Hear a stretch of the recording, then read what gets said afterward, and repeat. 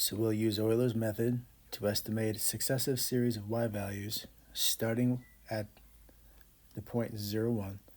We'll do it 5 times with a horizontal increment of 0.4. I recommend that you make a table with 3 columns with these headings: x sub n, y sub n, and the slope at x sub n. Alright, let's go ahead and put in when x is 0, y is 1.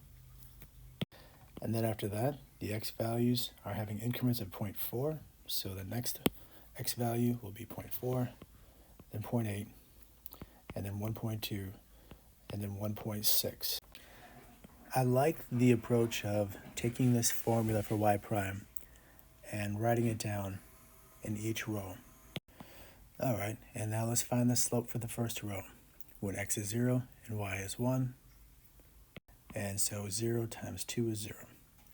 Alright, now we'll find the next y values, and when they ask us to solve this differential equation, we're basically finding the y values, or estimating what the y values are.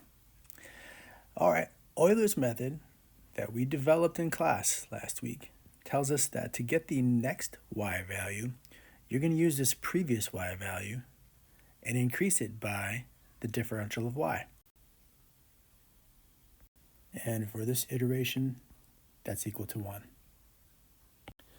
So we just do this repeatedly for each iteration. Let's go ahead and find the slope when x is 0.4 and y is 1, which is 0.4. So the next y value will be the previous y value, which is 1, plus the h value times the slope at that previous value, which is 0.4, giving us 1.16. Alright, let's use this x value and this y value to get the slope. And the next y value is the previous one, plus the h value times the previous slope, 0.736, which is 1.4544. Let's get the next slope. Previous y value, previous slope, gives us 1.82536. One more time.